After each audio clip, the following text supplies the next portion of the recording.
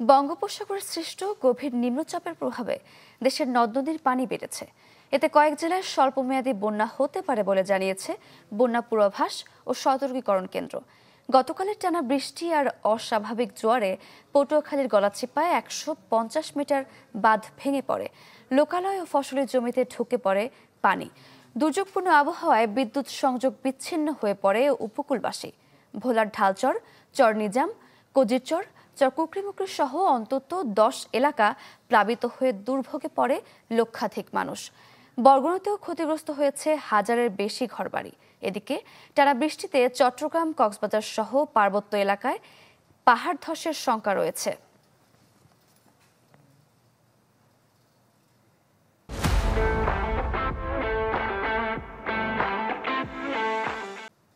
দর্শক, বন্যার পূর্বাভাস নিয়ে আরো খবর জানবো। সুনামগঞ্জ এবং সিলেট থেকে যুক্ত হচ্ছেন আমাদের সহকর্মীরা। শুরুতে সুনামগঞ্জের খোঁজ খবর নিব, যুক্ত আছেন সহকর্মী জুয়েল। জুয়েল, সারিকা, সুনামগঞ্জে গেল ২-৩ দিন ধরে কিন্তু টানা বৃষ্টি ছিল এবং সেই বৃষ্টি এবং সাথে পাহাড় ঢল ছিল, যার ফলে কিন্তু সুনামগঞ্জে সবগুলো নদীর পানি বেড়েছিল এবং হাওরের পানি বেড়েছে এবং সেই কারণে কিন্তু অনেক হাওরে পানি প্রবেশ করা কিন্তু হাওরবাসী একটা শঙ্কায় ছিল যে বন্যার যে পূর্বাভাস ছিল সেটি নিয়ে একটা আতঙ্কিত হওয়ার কারণ ছিল। কিন্তু গত রাত থেকে কিন্তু বৃষ্টিপাত না হওয়ায় কিছুটা কমেছে পানি এবং এই নদীর পানি কিন্তু হাওরে প্রবেশ করছে এবং সুনামগঞ্জ সুরমা নদীর পানি এখনো বিপদসীমার ১৯২ সেন্টিমিটার নিচ দিয়ে প্রবাহিত হচ্ছে। পানি নম্বর কর্মকর্তারা বলছেন যে আগামী ৩ দিন সুনামগঞ্জে বৃষ্টিপাতের সম্ভাবনা আছে, যার ফলে কিন্তু নদীর পানি আরো একটু বাড়তে পারে। সেক্ষেত্রে বলেছেন যে আতঙ্কিত হওয়ার কিছু নেই, কারণ সুনামগঞ্জে এই ৩ দিন পরে আবার সেই রুদ্রের দেখা মিলবে। সেক্ষেত্রে সুনামগঞ্জে বড় ধরনের বন্যার কোনো সংখ্যা নেই বলে জানিয়েছে। তবে পাহাড়ি ঢল এবং উজানের যে বৃষ্টি হচ্ছে চেরাপুঞ্জিতে, সেই বৃষ্টিতে নিম্নাঞ্চলে কিছু এলাকা প্লাবিত হওয়ার সম্ভাবনা আছে তারা বলেছেন। তবে বড় ধরনের বন্যার কোনো সংখ্যা এখন পর্যন্ত নেই। থেমে থেমে বৃষ্টি হচ্ছে সকাল থেকে এখন পর্যন্ত। গেল ২৪ ঘন্টায় সুনামগঞ্জে ১১০ মিলিমিটার বৃষ্টিপাত রেকর্ড করা হয়েছে এবং চেরাপুঞ্জিতে, আমাদের মেঘালয়ের যে চেরাপুঞ্জি, সেইখানে কিন্তু বৃষ্টিপাতের কারণে কিন্তু পাহাড়ে ঢল নামে। সেই ক্ষেত্রে ২৪ ঘন্টায় ২০০ মিলিমিটার বৃষ্টিপাত রেকর্ড করা হয়েছে চেরাপুঞ্জিতে। এখন পর্যন্ত গত রাত থেকে এখন পর্যন্ত আসলে ওইভাবে নদীর পানি বাড়েনি। তবে বৃষ্টি থেমে থেমে বৃষ্টি হওয়ার কারণে কিছুটা আতঙ্কিত আছেন হাওরবাসী এবং যে পানি নির্ভর কর্মকর্তা বলছেন আগামী ৩ দিন বৃষ্টির একটা সম্ভাবনা আছে। সেই ক্ষেত্রে নদীর পানি আরো বাড়তে পারে। তবে বন্যার সংখ্যা তারা বলেছেন যে বন্যার সংখ্যা নেই। তারপরও প্রশাসন থেকে যে আকস্মিক বন্যা মোকাবেলার সব ধরনের প্রস্তুতি নিয়ে রাখা হয়েছে। প্রত্যেকটি আশ্রয়কেন্দ্রকে তারা নির্দেশ দেওয়া হয়েছে এবং তারা বলছেন সব ধরনের বন্যা মোকাবেলায় তারা প্রস্তুত রয়েছেন। সারিকা। জুয়েল, ধন্যবাদ আপনাকে। দর্শক, এবার সিলেট থেকে যুক্ত আছেন সহকর্মী আজহার উদ্দিন শিমুল। শিমুল,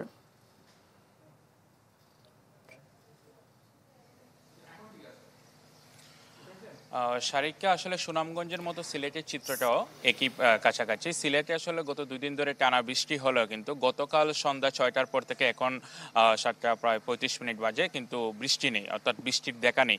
যদিও সিলেটের যেসব নদ নদী রয়েছে সেই সব নদ নদীর পানি কিছুটা বৃদ্ধি পেয়েছে, তবে এখন পর্যন্ত সিলেটের যে সুরমা, কুশিয়ারা, সারি, গোয়াইন নদী রয়েছে সেগুলোর পানি কিন্তু বিপদসীমার নিচ দিয়ে প্রবাহিত হচ্ছে। তবে সিলেটে যদি আসলে বৃষ্টিপাত বাড়ে তাহলে কিন্তু নদীর পানিও বাড়বে বলে আমাদেরকে পানি উন্নয়ন বোর্ড জানিয়েছে।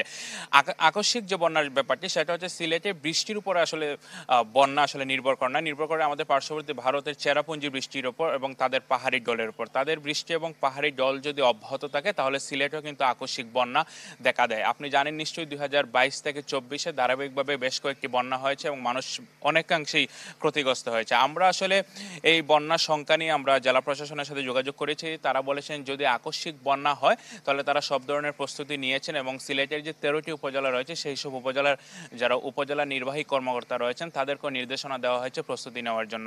একই সাথে আমরা জেলা ত্রাণ কর্মকর্তার কার্যালয়ে যোগাযোগ করেছি। তারা বলেছেন যথেষ্ট পরিমাণ ত্রাণও তারা আসলে মজুত রেখেছেন। যদি কোনো কারণে আকস্মিক বন্যা দেখা দেয় তাহলে তারা সেই ত্রাণ নিয়ে ছুটে চলবে মানুষের কাছে। এবং আপনাকে জানিয়ে রাখি সিলেটের সব নিম্নাঞ্চল রয়েছে, বিশেষ করে সেই সব এলাকার মানুষরাই বেশি ভুগে থাকেন বন্যা হলে। সেই সব নিচু এলাকা গোয়েনঘাট, কোম্পানিগঞ্জ, জকিগঞ্জ সেই সব এলাকার মানুষরা অনেকাংশেই ভোগান্তিতে পড়েন। বিশেষ করে সামনে যেহেতু কুরবানির ঈদ আর ১ সপ্তাহ পরেই, সেই ক্ষেত্রে অনেকে গবাদি পশু নিয়ে আসলে চিন্তিত রয়েছেন। তবে এখনই আসলে মোটা দাগে বলা যাচ্ছে না সিলেটে বন্যা হবে, কারণ গত ১২ ঘন্টা ধরে কিন্তু সিলেটের বৃষ্টি নেই। আমরা দেখেছি সকাল থেকে কিন্তু আমরা রোদের দেখা পেয়েছি। তবে সিলেটে যদি আরো বৃষ্টিপাত হয়, অর্থাৎ আজকের পর যদি আরো 2-1 দিন বৃষ্টিপাত হয়, তাহলে নদ নদীর পানি বাড়বে। তবে এখন পর্যন্ত সব কটার নদ নদীর পানি কিন্তু বিপদসীমার নিচ দিয়ে প্রবাহিত হচ্ছে। তো সারিকা, বলা যায় যে সিলেটের এখন পানি কিছুটা কমলেও কিন্তু বৃষ্টি যদি হয় পানি কিন্তু আবার বেড়ে যাবে। তো আমার কাছে এই ছিল সিলেটের বন্যা সংখ্যার পরিস্থিতি নিয়ে সবশেষ। শিমুল, ধন্যবাদ আপনাকে। দর্শক, সিলেট এবং সুনামগঞ্জ থেকে যুক্ত হয়েছিলেন আমাদের সহকর্মীরা। এবারে চলে যাব ফেনী এবং বান্দরবানে। শুরুতেই ফেনীর খোঁজ খবর জানবো, যুক্ত আছেন সহকর্মী দিলদার হোসেন। দিলদার। হ্যাঁ, ফেনীতে গত রাত থেকে বৃষ্টি বন্ধ রয়েছে। এখন বৃষ্টি নেই। আমি এখন রয়েছি ফুলগাজী উপজেলার সিলোনিয়া নদীর পাড়ে। আপনারা নিশ্চয় দেখছেন সিলোনিয়া নদীর পানি প্রবাহটা মোটামুটি বিপদসীমার নিচ দিয়ে যাচ্ছে। এই ভারতের উজানে যদি বৃষ্টিপাত না হয় তাহলে এদিকে পানি বাড়ার কোনো সুযোগ থাকে না। সেক্ষেত্রে আমরা অতীতে দেখেছি যে ভারতে বৃষ্টিপাতের পরে যে পরিমাণ পানি এই নদীর মধ্যে দিয়ে প্রবাহিত হয় তাহা লোকালয়ে প্রবেশ করে খুব ক্ষতিগ্রস্ত করে থাকেন। তবে জেলা প্রশাসন থেকে আমাদেরকে যেটি জানিয়েছেন যে গতবারের বন্যার পর থেকে তারা শিক্ষা নিয়ে এবার তারা আগাম প্রস্তুতি নিয়েছেন। পরশুরাম উপজেলায় 21টি এবং ফুলগাজী উপজেলায় 20টি ঝুঁকিপূর্ণ বাঁধ তারা মনে করছেন বলে তাদের এই মেরামতের জন্য আগাম প্রস্তুতি তারা বিদ্যুৎ সরবরাহ চালু রাখার জন্য তারা প্রস্তুতি গ্রহণ করেছেন এবং মোবাইল টাওয়ার গুলা ঠিক রাখার জন্য। কিন্তু গতকাল আমরা দেখেছি যে বিদ্যুৎ সরবরাহ এবং মোবাইল টাওয়ার দুটাই বন্ধ ছিল, যার কারণে মানুষ যোগাযোগ করতে পারেনি। যেটি অতীতে হয়েছিল 2024 সালের বন্যার পরে, যখন যোগাযোগ করতে পারেনি তখন মানুষ অনেক সমস্যা পড়েছিল। এবারও আগাম প্রস্তুতি নেওয়ার পরেও কিন্তু কালকে ব্যাঘাত ঘটেছিল। তবে জেলা প্রশাসক আমাদেরকে জানিয়েছেন তারা প্রস্তুতি নিয়েছেন এবং মোবাইল টাওয়ার যেন সচল থাকে সে বিষয়ে তারা প্রস্তুতি নিচ্ছেন। পাশাপাশি ত্রাণ বিষয়, যেটা যদিও এখানে ত্রাণের বিষয়ে তেমন একটা আগ্রহ নেই, তবে এখানে যেটা হয় পানি যখন বেড়ে যায় তখন পানি এখানে নৌকা বা স্পিড বোট পাওয়া যায় না। সেক্ষেত্রে বিভিন্ন জায়গা থেকে নৌকা আনা হয় এবং স্পিড বোট আনা হয়। সেক্ষেত্রে জেলা প্রশাসন, উপজেলা প্রশাসন এবং ইউনিয়ন লেভেল থেকে যারা স্বেচ্ছাসেবকের দায়িত্ব রয়েছেন তারা কিন্তু এই যে স্পিড বোট অথবা নৌকা প্রতিটি ইউনিয়নে দেয়া যায় কিনা সেক্ষেত্রে তারা সরকারের দৃষ্টি আকর্ষণ করছেন। পাশাপাশি তারা জানিয়েছেন যে স্বেচ্ছাসেবক সহ যত ইউনিট আছে, রেড কিচেন সহ অন্যান্য ইউনিটগুলা তারা প্রস্তুত রয়েছেন। যদি বন্যার যদি কোনো পানি লোকালয়ে প্রবেশ করে সেক্ষেত্রে তারা ব্যবস্থা গ্রহণ করতে পারবেন। তবে ভারতের উজানের দিকে আমরা যতটুকু জেনেছি, তবে এই মুহূর্তে বড় ধরনের কোনো বৃষ্টিপাত হয়েছে বলে আমাদের কাছে তথ্য নেই।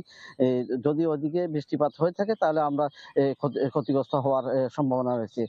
ফেনীর পরশুরাম, ফুলগাজী, ছাগলাইয়া উপজেলার এবং সদর উপজেলার উপর দিয়ে বয়ে গিয়েছে মুহুরী, কহুয়া, সিলোনিয়া নদী। তারপর চলে গিয়েছে ফেনী নদী। সব নদীগুলো এখন পানি রয়েছে, তবে বিপদসীমার নিচ দিয়ে পানি গড়াচ্ছে। তবে বৃষ্টিপাত যদি স্বাভাবিক থাকে তাহলে আশা করা যাচ্ছে এই বন্যা থেকে এবার রক্ষা পাওয়া যাবে। এই ছিল আমার সর্বশেষ। সারিকা। দিলদার, ধন্যবাদ আপনাকে।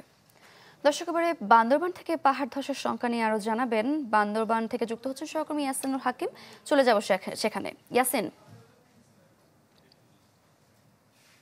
সারিকা, গত কয়েকদিনের টানা বর্ষণের কারণে বান্দরবানের রোমা, তানসি এবং রংছড়ির উজান থেকে বেয়ে আসা এবং পাহাড়ি ঢলের কারণে সাঙ্গু নদীর পানি অনেকটা বিপদসীমার খুব কাছাকাছি প্রবাহিত হয়েছিল গতকাল পর্যন্ত।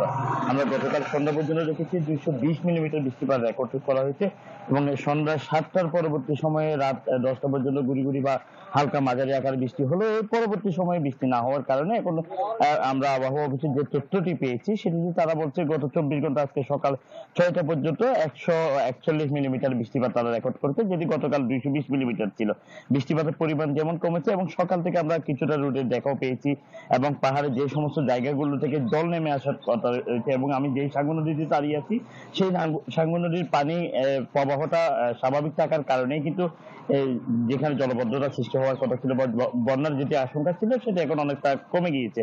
আমরা দেখেছি সাঙ্গু নদীর পানি বিপদসীমা থেকে প্রায় 10 সেন্টিমিটার নিচ দিয়ে প্রবাহিত হচ্ছে এবং বৃষ্টিপাত না হওয়া বা পাহাড়ি উপজেলাগুলোতে যেমন তালসি, রংছড়ি, রুমা উপজেলার দুর্গম পাহাড় থেকে বৃষ্টির জল না আসার কারণে এই পানি যদি সে স্বাভাবিক থাকে বা বৃষ্টি না হয়, তাহলে এইখানে যে জলবদ্ধতা সৃষ্টি বা নিম্নাঞ্চল প্লাবিত হয়েছিল গতকাল, বিভিন্ন জায়গায় জলবদ্ধতা সৃষ্টি হয়েছে, সেগুলো থেকে অনেকটা আসলে নিস্তার পাবে বলে স্থানীয়রা যেমন মনে করছে, আবহাওয়া অফিসও সেই তথ্যটি জানিয়েছে। তবে আবহাওয়া অফিস আমাদেরকে যেটি জানিয়েছে, আগামী কাল পর্যন্ত প্রায় বৃষ্টিপাত, গুড়ি গুড়ি বৃষ্টি বা হালকা বৃষ্টিপাত এটি অব্যাহত থাকবে। পাশাপাশি আমরা কথা বলেছিলাম জেলা প্রশাসনের সাথে। জেলা প্রশাসন আমাদেরকে জানিয়েছে বান্দরবানের 7 উপজেলা, 2 পৌরসভার মধ্যে 34 ইউনিয়নে তারা 200 বৃষ্টির মতো তারা আশ্রয় কেন্দ্র প্রস্তুত রেখেছে। প্রাথমিকভাবে বিভিন্ন জায়গাগুলোতে ভিজুয়াল টিম এবং মোবাইল কোর্ট তারা পরিচালনা করার জন্য, মানুষকে অ্যাওয়ারনেস বিল্ড আপ করার জন্য বিভিন্ন টিমগুলো প্রস্তুত রেখেছে এবং পাহাড়ে ঝুঁকিপূর্ণভাবে পাহাড়ের পাদদেশে যারা বসবাস করছে তাদেরকে নিরাপদ আশ্রয়ে সরিয়ে আনার জন্য বিভিন্ন জায়গাগুলোতে তারা মোবাইল টিমের ব্যবস্থা রেখেছে বলে আমাদেরকে জানিয়েছে। আমরা কথা বলেছিলাম পৌর প্রশাসনের সাথে। পৌর প্রশাসন আমাদেরকে যেটি জানিয়েছে, বান্দরবানের পৌরসভায় যে 2000-এর অধিক মানুষ ঝুঁকিপূর্ণভাবে বসবাস করছে তাদেরকে সচেতনতা বাড়ানো, মাইকিং করা এবং তাদেরকে নিরাপদ আনার জন্য বিভিন্ন টিম প্রস্তুত রয়েছে। তবে বৃষ্টির পরিমাণ যেহেতু নাই, সূর্যের তাপ যেহেতু দেখা যাচ্ছে, সেক্ষেত্রে তারা মনে করছে এই পরিস্থিতিতে যাতে মানুষ নিরাপদে থাকতে পারে সেই ব্যবস্থা তারা রেখেছে। যদি আকস্মিক কোনো বৃষ্টিপাত বেড়ে যায় সেই ধরনের প্রস্তুতিও তারা রেখেছে। সব মিলিয়ে পাহাড়ের বিভিন্ন জায়গাগুলোতে যেখানে পাহাড় ধসের ঘটনা ঘটেছে সেই জায়গাগুলো ফায়ার সার্ভিসের কর্তৃপক্ষ এবং স্থানীয়দের মাধ্যমে সেই সড়কগুলো পরিষ্কার পরিচ্ছন্নতার কাজ চলছে এবং বান্দরবানের সাথে আলীকদম উপজেলা, লামারসার আলীকদম উপজেলা যে সমস্ত জায়গাগুলো নিম্নাঞ্চল প্লাবিত হয়ে সড়ক যোগাযোগ বিচ্ছিন্ন হয়েছিল বৃষ্টিপাত না হওয়ার কারণে, সেই সমস্ত এলাকাগুলোতে পানি নেওয়া যাওয়ার কারণে সেই সমস্ত এলাকায় যোগাযোগ স্বাভাবিক হয়েছে। পাশাপাশি বান্দরবান থেকে রুমার যে যোগাযোগে পাহাড় ধসের কারণে ব্যাহত হচ্ছিল, সেই জায়গায় একটি ব্রিজের ডাইভারশন চলছে, সেই সড়কটা আসলে কিছুটা স্বাভাবিক গতিতে গাড়ি চলাচল করছে। বর্তমানে বৃষ্টি না হওয়ার কারণে, এই বৃষ্টিপাত অব্যাহত না থাকা বা কমে যাওয়ার কারণে কিন্তু আসলে পাহাড় ধসের আশঙ্কা এবং বন্যায় প্লাবিত হয়ে যাওয়ার আশঙ্কাটা অনেকটা মুক্ত রয়েছে বলে জানিয়েছে আবহাওয়া অফিস বান্দরবান। এই ছিল আমার কাছে বৃষ্টিপাতের সর্বশেষ পরিস্থিতি। ইয়াসিনুল হাকিম, আপনাকে ধন্যবাদ। দর্শক, দেশের বিভিন্ন জেলা থেকে বন্যার পূর্বাভাস এবং পাহাড় ধসের সংখ্যা নিয়ে জানাচ্ছিলেন আমাদের সহকর্মীরা।